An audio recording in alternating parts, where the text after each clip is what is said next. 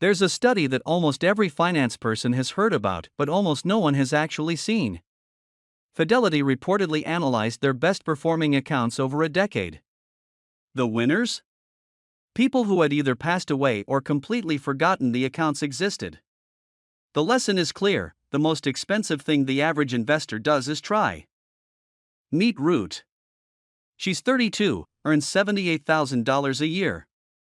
Last Tuesday at 11 p.m., she searched how to build wealth and closed the tab feeling worse than before.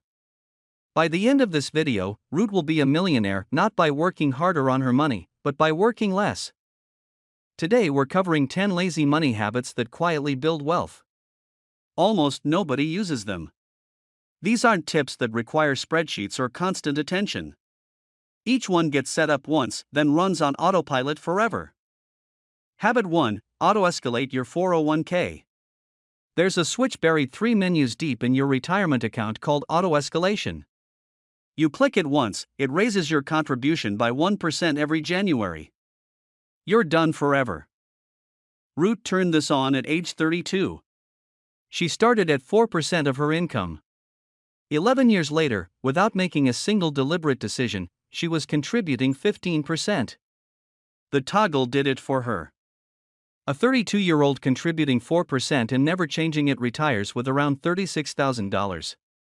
The same person who flips the auto-escalate switch retires with approximately $1.05 million. That's a $700,000 swing for one click. Vanguard data shows only about 70% of plans with auto-enrollment also have auto-escalation, and even fewer workers turn it on. Why? Because nobody told them. The default is set to broke. Change the default. Habit 2: The Stealth HSA. Let me introduce you to the most powerful retirement vehicle in the U.S. tax code, and your HR department probably never explained it correctly. If you have an HSA, you're likely spending it the moment it hits the account. Copays, prescriptions, glasses. Stop. Ruth's coworker Mike has been doing exactly that for 30 years. Ruth did something different. She maxed her HSA every year, $4,400 if you're single, $8,750 if you have a family, and invested the entire balance in index funds. Then she paid her medical bills out of pocket and saved every receipt in a Google Drive folder. Why save receipts? Because there is no time limit on HSA reimbursement. You can pay a $4,000 medical expense today, let the money grow tax-free for 30 years, and reimburse yourself in 2055. The IRS cannot stop you. It's the only triple tax-advantaged account in America: tax-deductible going in, tax-free growth, and tax-free coming out. Ruth and Mike are both 62 now. Mike's HSA has $4,000.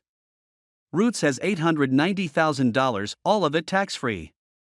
According to the Employee Benefit Research Institute, only 15% of HSA holders actually invest the balance. The other 85% are using it like a debit card. Habit 3: The Do-Nothing Portfolio.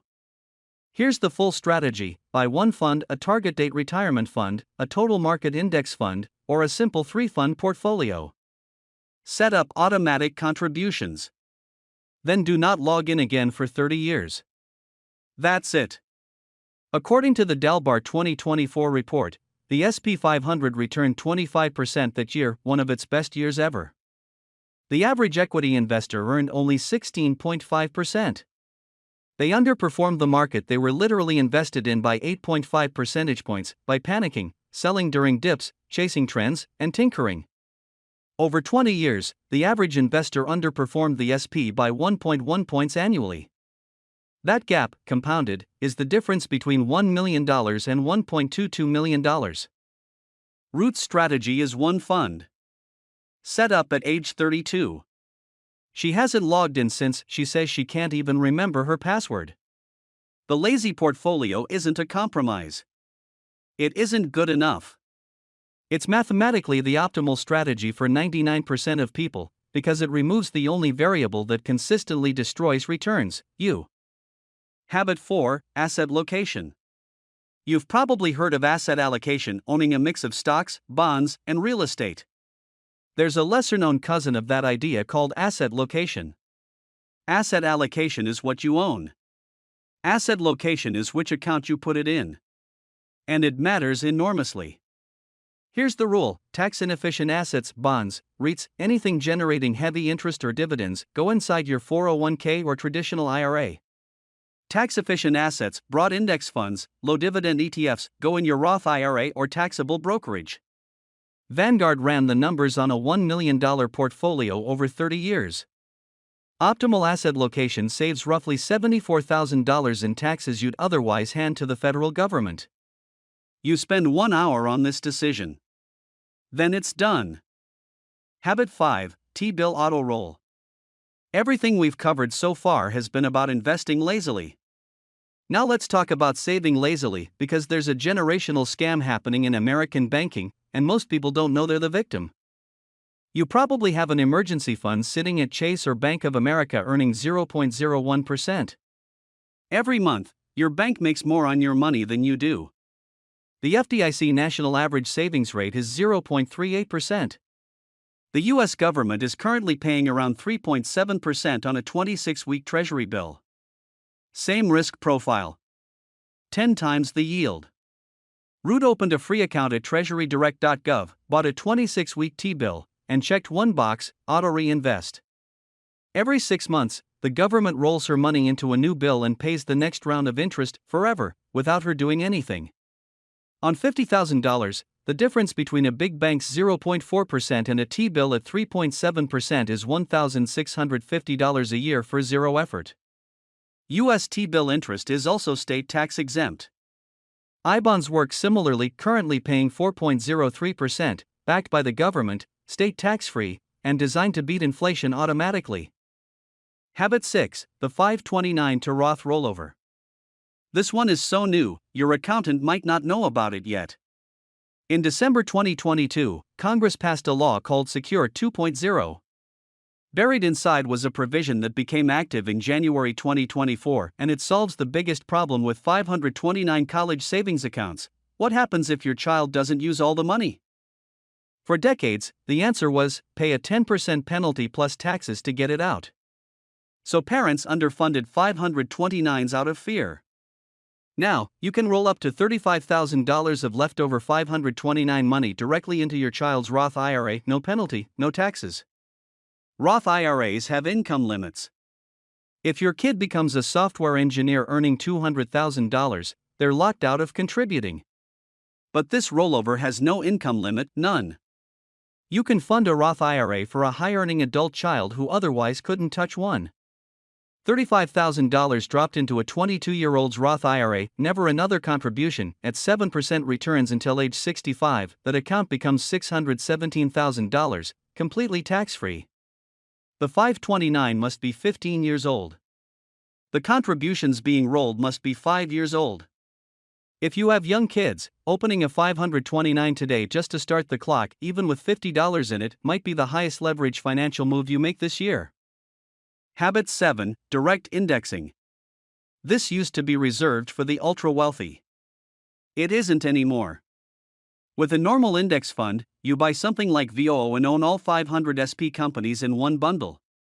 With direct indexing, a platform buys all 500 individual stocks for you, same exposure, but now there's a small algorithm watching every single position. Whenever any stock dips below what you paid, it automatically sells it, buys a similar stock to maintain your exposure, and banks the loss.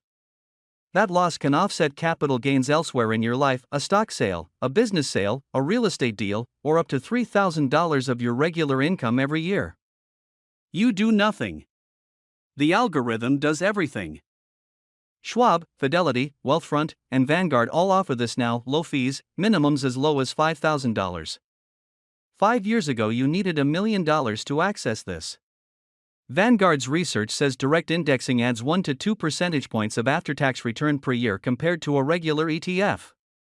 On a $100,000 account growing at 8% with $20,000 in annual contributions over 30 years, that 1-point edge translates to roughly $350,000 in additional wealth for less effort than buying a regular index fund. Habit 8, the mega backdoor Roth. If you work at a company with a decent 401k, this might be the most powerful tax move available to you. there's roughly a 50% chance you have access to it. There's a near 100% chance nobody told you. The IRS limits your 401k employee contributions to $24,500 in 2026. Most people stop there. They shouldn't.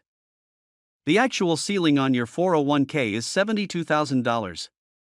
Your $24,500 plus your employer match plus a bucket nobody mentioned, after-tax contributions. In plans that allow it, those after-tax dollars get automatically converted into a Roth IRA every paycheck. That's an extra $30,000 to $47,000 per year of Roth contributions on top of what you're already doing, compared to the standard $7,500 Roth IRA limit. You've just multiplied your Roth space by 6. Max this for 20 years at 8% returns and you build an extra $1.8 million of completely tax-free retirement money. Microsoft, Google, Meta, Amazon, Apple, and Nvidia all offer this. The Plan Sponsor Council estimates roughly half of all large 401k plans support it. Most workers at those companies have no idea. Call HR on Monday and ask, does our plan allow after-tax contributions and either in-plan Roth conversions or in-service withdrawals? If the answer is yes, you just unlocked one of the most powerful retirement tools in existence. Habit 9, the Roth Conversion Ladder. This one only matters when your income drops, retirement, a sabbatical, a layoff, parental leave, a career gap, or any year you decide to slow down. Whenever your income falls, the IRS offers a quiet gift almost no one picks up. In any low-income year, you convert a portion of your traditional 401k or IRA into a Roth IRA. You pay tax at your temporarily lower rate, maybe 12%, maybe 0% if you're between jobs. Then, after a 5-year wait, that converted money becomes withdrawable tax-free and penalty-free at any age. Real example, a married couple in the 24% bracket retires at 63 with $2 million in a traditional IRA. They convert $94,000 a year, the top of the 12% bracket, for 10 years. They pay 12% on conversions instead of the 22 to 24% they'd owe on required minimum distributions later. Lifetime tax savings, $160,000 to $200,000. The form takes 5 minutes at Vanguard or Fidelity, once a year.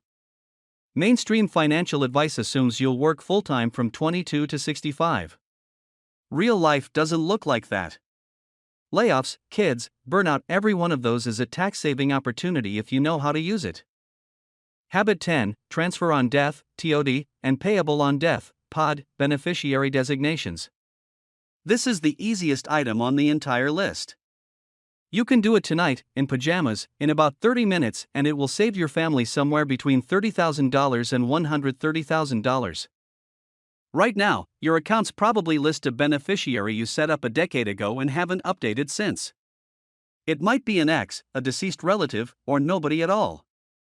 When you die, if your assets aren't structured correctly, your family doesn't get the money right away, the court does. The American Bar Association estimates probate takes an average of 16 months and consumes 3 to 8% of the estate in legal and court fees. On a $1 million estate, that's $30,000 to $80,000 going to attorneys instead of your kids. In California, the statutory probate fee on a $1 million estate is around $46,000. Here's the fix: every brokerage account, bank account, retirement account, and in 30 states your home can have a TOD or POD designation added. Log in, add the names, log out, 5 minutes per account. When you pass, those accounts skip probate entirely. Direct payout, 2 weeks, 0 court fees, completely private. 2/3 of American adults don't have a will. The number who've updated TOD designations across every account is even smaller. This requires 0 investing knowledge, 0 math, and 0 risk. It might be the highest impact 30 minutes of your financial life. Let's zoom out. If you take one thing away from all of this, let it be this: the wealthiest people aren't the smartest, the most disciplined, or even the highest earners. They're the most automated. Every single strategy we covered today shares one trait: once it's set up, it runs without you. No willpower required. No spreadsheets. No Sunday night portfolio reviews. No financial podcasts. No anxiety. That messes with people's heads, because we've been sold a story that building wealth requires constant effort, sophistication, and attention. The data says the opposite. Dalbar, Barber, and Odin, Vanguard, they all agree. The single most expensive thing the average investor does is try. Ruth didn't outsmart anyone. She didn't read more books. She didn't have a higher income or a smarter advisor. She just turned on a few toggles in her 30s and went back to her actual life. That's the whole game. So here's your homework: pick one. Just one. Don't try to do all 10 this weekend, that's not lazy, that's a different flavor of busy. Open a tab. Pick the easiest habit for your situation, probably auto-escalation or TOD designations. Set it up tonight. Then close the tab. Walk away. Go on a walk. Go watch something. Do anything other than check your accounts? The default is set to broke. Change the default. The money will take care of itself from there.